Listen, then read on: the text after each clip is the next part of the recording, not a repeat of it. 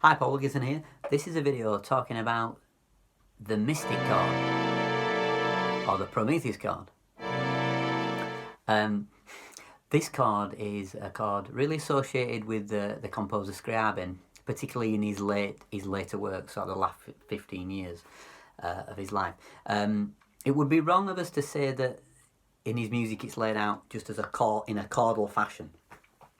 He actually sort of derives material from the chord, but maybe doesn't stay as obvious. He also uses it as a scale as well. So have a listen to it again. It's kind of derived from a scale which is C, D, E, F sharp, A, B flat and C. It's hovering towards what beboppers would call a Lydian dominant, but it isn't because it doesn't have the fifth note. So Scriabin called the mystical chord, or the Prometheus chord, and Scriabin was a Russian composer. And it's a really interesting chord because I find it, so in this video I'm going to show you how I use it in my playing as a composer and also in my jazz playing as well. I think Scriabin wanted to avoid the constant use of the dominant seven, you know, the C, E, G and B flat. So this chord, which I'll show you in a minute, I'm going to give you many examples of that in a moment or two, he used quite a lot.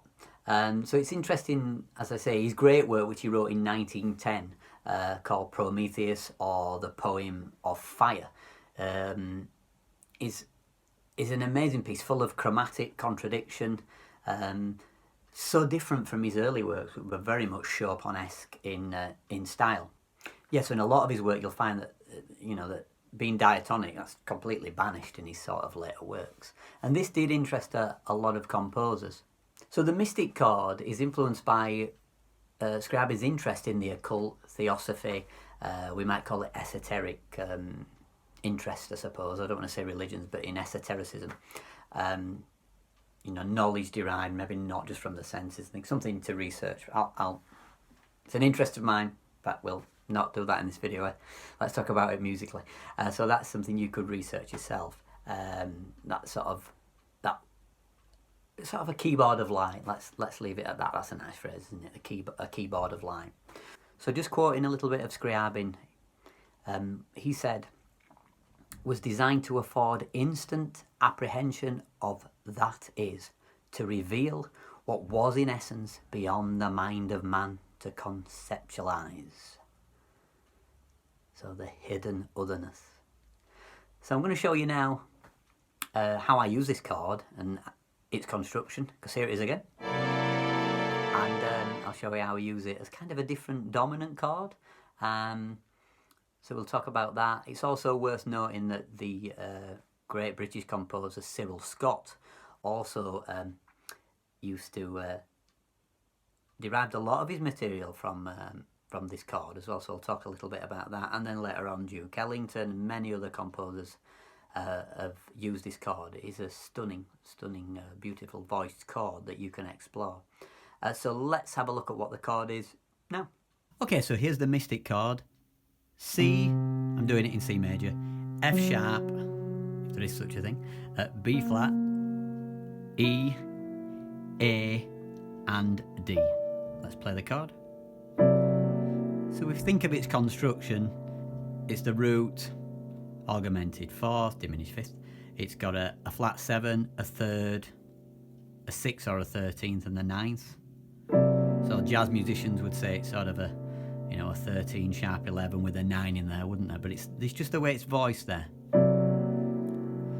So as I said previously, Scriabin he sort of used it to derive the material, and then he sort of transposed it around. If you look at the Cyril Scott there, this is the Sonata number 2, you'll find that the music there is actually, it's sort of quoted in the left hand there. You'll find that most of the material of that sonata is derived from that kind of quotation of the mystical chord, because that was a great interest of Cyril Scott, the British composer. And if you haven't heard his music, I would go investigate it. It's truly stunning. The symphonies and the 2 piano concertos are absolutely amazing pieces of music. So let's look at it as a scale. So there it is. Call it the Prometheus scale. No G.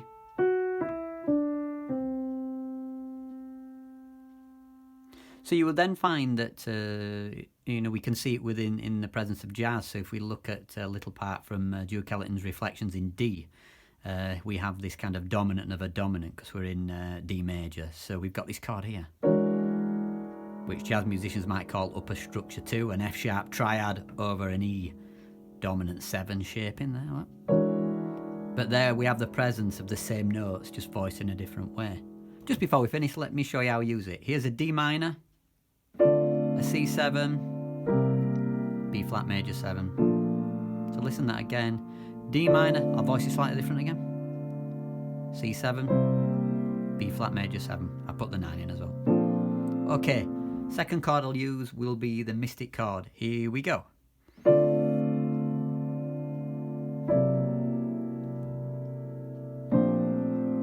Nice, isn't it?